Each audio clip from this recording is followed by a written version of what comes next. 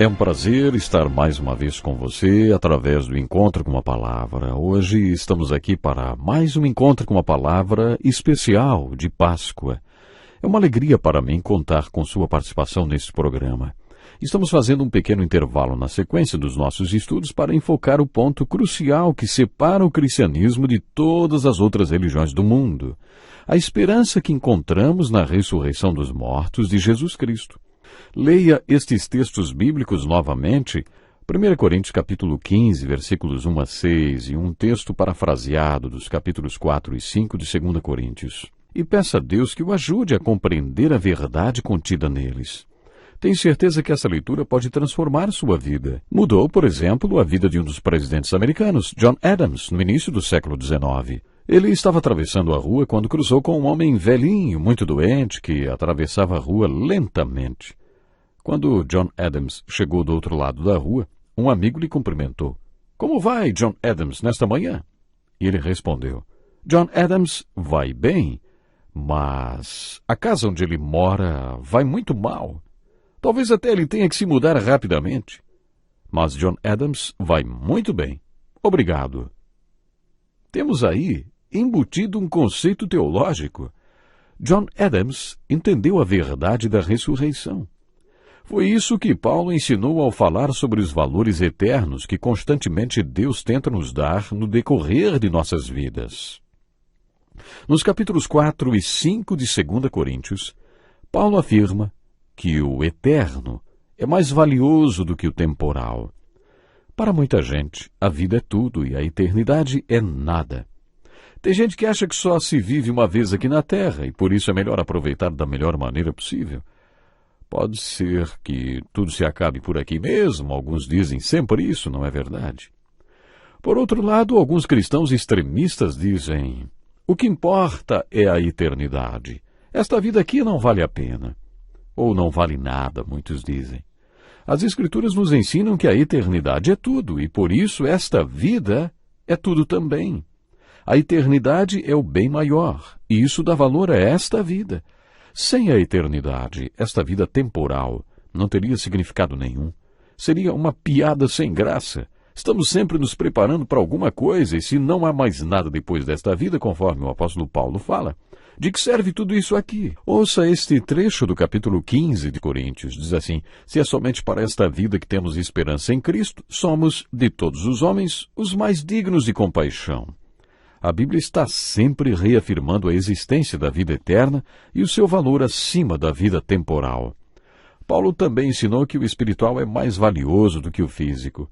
A existência humana está dividida em duas partes: a espiritual e a física.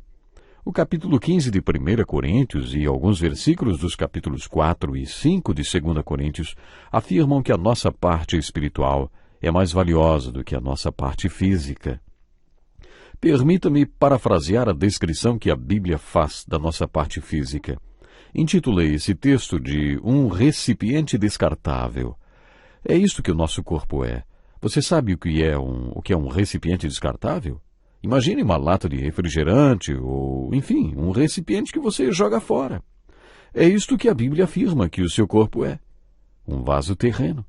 Mas Paulo também fala no capítulo 5 de 2 Coríntios que este corpo é apenas uma habitação terrena que um dia vai se acabar, e aí iremos para a habitação eterna. Paulo ensina que um dia todos vamos nos reunir no céu e olharemos uns para os outros e diremos: ei, sabe de uma coisa? Somos todos passado. Pense nisso por um minuto. Dizem que na eternidade poderemos olhar para trás e ver toda a nossa história humana sob a perspectiva da eternidade. Veremos a história anterior ao nosso nascimento e consideraremos tudo como névoa. Acompanhe comigo o meu pensamento. Veremos como, num flashback, os anos 70, 80 e 90, que pareciam tão intensos e comparados com a eternidade, serão apenas como uma névoa. Esse é o tipo de perspectiva que Paulo está tentando nos dar. Nossa vida aqui na Terra é apenas uma pequena parte de tudo que temos para viver. É apenas um período que passaremos neste recipiente descartável. Agora é muito importante que você entenda o seguinte: apesar desta vida na Terra não ser a mais importante, é ela que vai determinar o tipo de eternidade que teremos. É por isso que, de acordo com as Escrituras, Podemos afirmar que a eternidade é tudo, e é por isso que a vida na Terra é tão importante, porque este curto período de vida é nossa oportunidade de nos prepararmos para a dimensão eterna, podendo afetar a qualidade da nossa eternidade. Portanto, as Escrituras dão uma lição sobre os valores eternos. O eterno é maior do que o temporal, o espiritual é mais valioso do que o físico. É por isso que Paulo diz que o invisível é mais valioso do que o visível. Assim, fixamos os olhos não naquilo que se vê, mas no que não se vê, pois o que se vê é transitório, mas o que não se vê é eterno. Por isso não devemos fixar nossos olhos nos problemas do nosso corpo, isto é, no que se vê. Aprenda a valorizar o que se não vê, porque o que se vê é temporal, e o que não se vê é eterno. Por isso aprenda a valorizar a sua parte eterna e invisível. Nessa passagem, Paulo está falando sobre o homem interior. Em algumas passagens, a Bíblia se refere ao homem interior e ao homem exterior. Todos temos o homem interior e o homem exterior. É óbvio que o que Paulo está dizendo é: o homem interior é mais valioso do que o homem exterior. Pode ser que você não saiba disso ou não se importe com isso, mas Deus se importa e Ele nunca perde a perspectiva do que é realmente importante. Paulo explica que é por isso que Deus permite todos os tipos de pressões sobre o homem exterior. Por isso não desanimamos. Embora exteriormente estejamos a desgastar-nos, interiormente estamos sendo renovados dia após dia, pois os nossos sofrimentos leves e momentâneos estão produzindo para nós uma glória eterna que pesa mais do que todos eles. Mesmo que nosso homem exterior fique perplexo com as coisas que nos acontecem, o homem interior não se desespera, não. Podemos experimentar a paz de Deus no meio das tempestades. Creio que o processo de aprendizagem consiste na passagem da ignorância inconsciente para a ignorância consciente. Isso é especialmente aplicável ao que é espiritual. Quanto mais caminho na vida cristã, mais percebo que passei da ignorância inconsciente para a ignorância consciente. Hoje tenho tanta consciência de tudo que não sei. No homem exterior, não temos esta consciência, por isso ficamos perplexos. Mas no homem interior, sempre somos persuadidos, afirma Paulo. Existe esta persuasão no homem interior por causa de Cristo que habita em nós.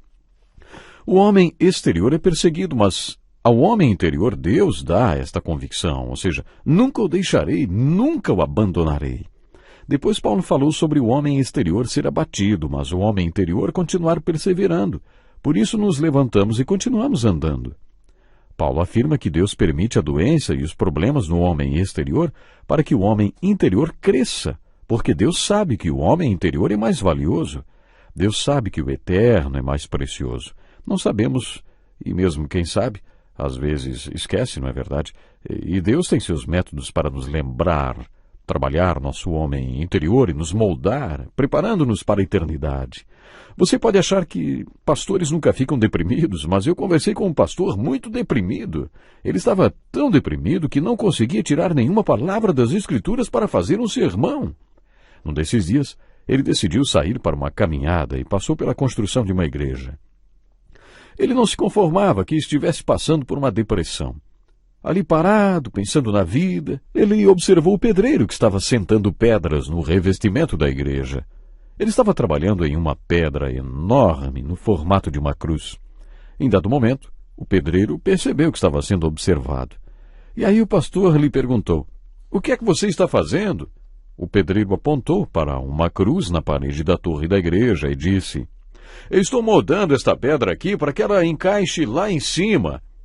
Aquele pastor saiu dali e orou: "Senhor, obrigado, porque eu sei que eu precisava ouvir isso mesmo." O pastor percebeu que todas as coisas que o deprimiam estavam sendo usadas por Deus para moldá-lo enquanto ele estava aqui, para que se encaixasse lá em cima. É esta a lição que tiramos dos capítulos 4 e 5 de 2 Coríntios. Deus conhece o que é realmente mais valioso e sabe que esses valores estão na eternidade. Por isso, Ele nos molda aqui na terra, para que possamos nos encaixar lá em cima. Esta é a mensagem da Páscoa e esse é o Evangelho da Páscoa. O seu homem interior é mais importante do que seu homem exterior, porque o homem interior viverá eternamente em outro lugar. A prova disso é a ressurreição de Jesus Cristo. A garantia de que Cristo que vive em seu coração é o Espírito Santo que foi derramado sobre você quando você nasceu de novo. Quando eu digo a você Feliz Páscoa, estou desejando que o seu homem interior cresça, assim como a fé que foi plantada no seu coração. Que você realmente creia e compreenda o que significa dizer que Jesus Cristo morreu pelos nossos pecados, de acordo com as Escrituras, e ressuscitou dos mortos, de acordo com o que os profetas disseram que aconteceria. Talvez você já seja nosso ouvinte, mas ainda não conhece a alegria desta esperança de vida eterna com Deus.